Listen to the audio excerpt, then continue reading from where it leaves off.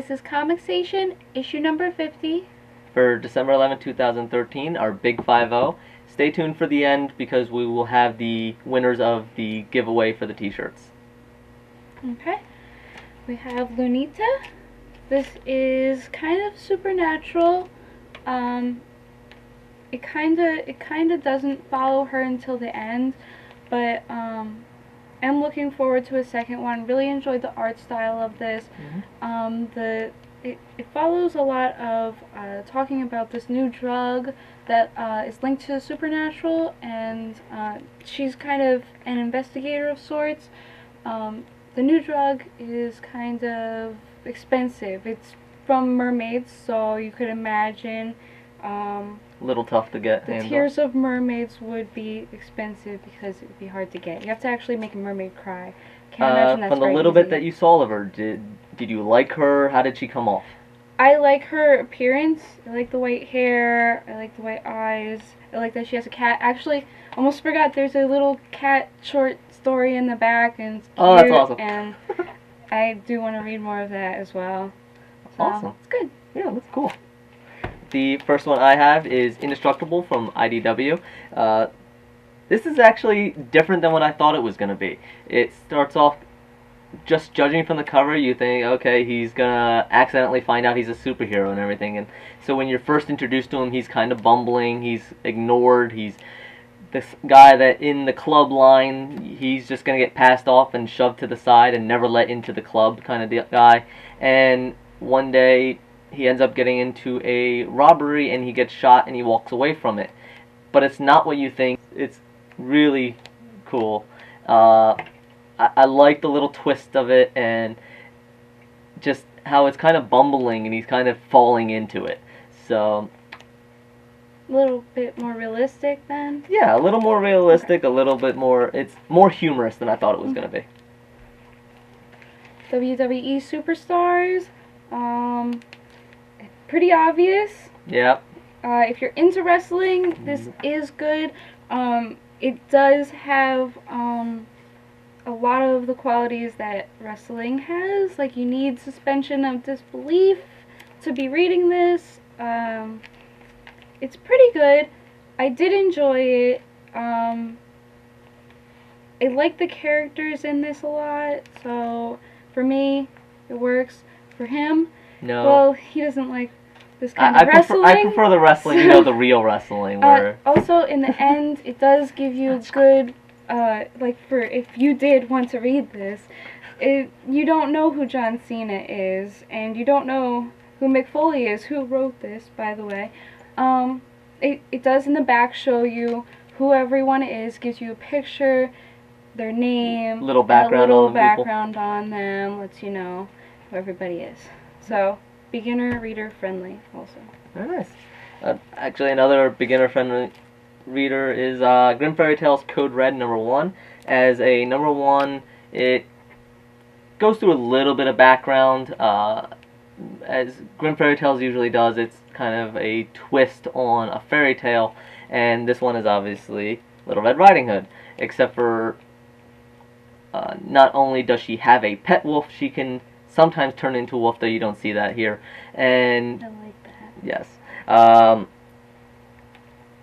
actually really like this issue. It kept a lot of introductory things, a little background. You get the idea that she's supposed to be really BA and really tough because everyone's always just commenting. Unfortunately, there is a little bit of, well, there isn't a little bit, there is the obligatory shower obscured scenes in the for one whole page, and then obviously most of the people, when they're talking about how she's walking past them, it's usually about her looks. But otherwise, she handles herself well. She's a strong female character. She's just drawn that way. So this one is The Dark Knight. It's like 100 pages, so I didn't actually read this. I did look through it. It looked like Two-Face did play a major role in this. And what I'm actually looking forward to when I do buy this tomorrow, or today when you see this, is when Dr. Quinn Harley Quinn Ooh. and Batman go head to head in like a psychological battle, not really fist fighting, but That's cool. should be fun. Should be good to read. I did look through it. The art is very cute and appealing, so I do look forward to buying this. Yeah, that reminds me of Marvel does the 100-page books of some of the older collections and kind of like that. I have a bunch of those. Yes, I do Like too. them very much. I do too. I like them. The last one that I have for my full preview here is Krampus from Image Comics. And Christmas special. This is a Christmas. It's not just a Christmas special. The entire theme of Krampus is Christmas.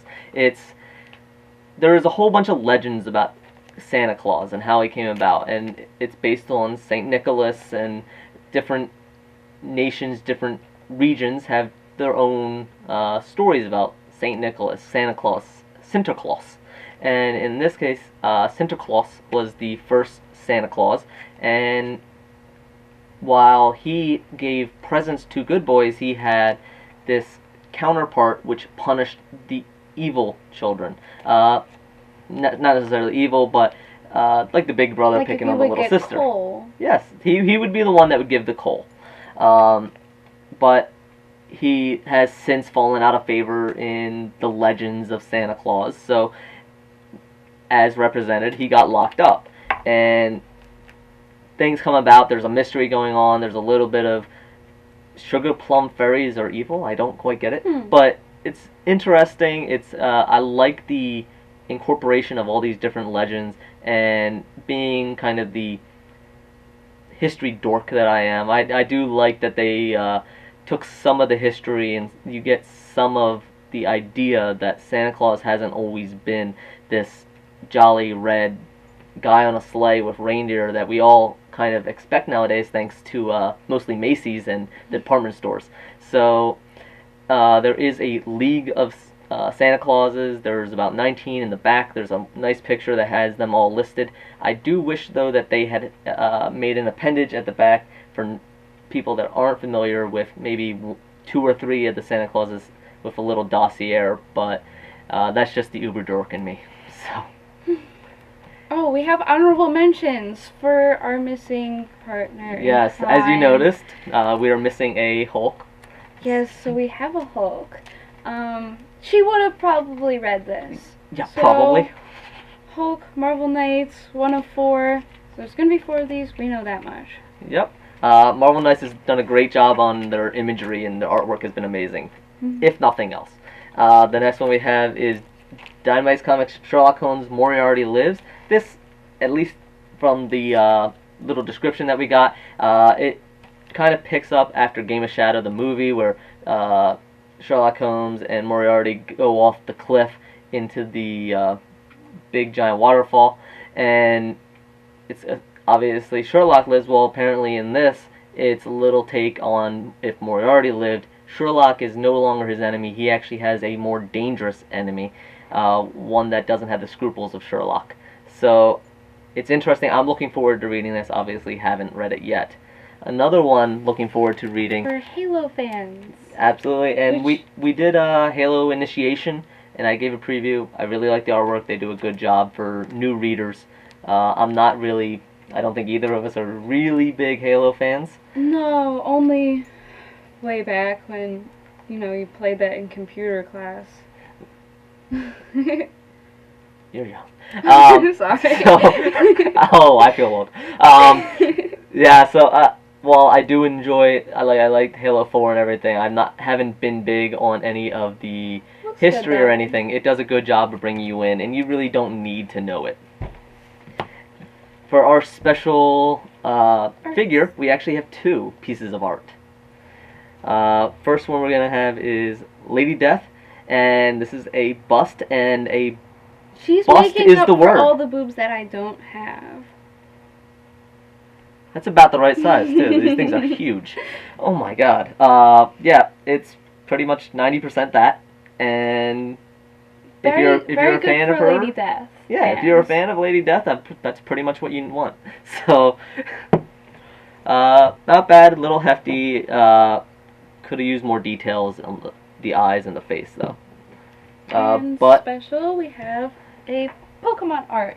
this is from Draden, and he's a local from Philadelphia, and he does great artwork. People really love him. He did some murals for us here in the store, and this is Pokemon along with a Pokeball.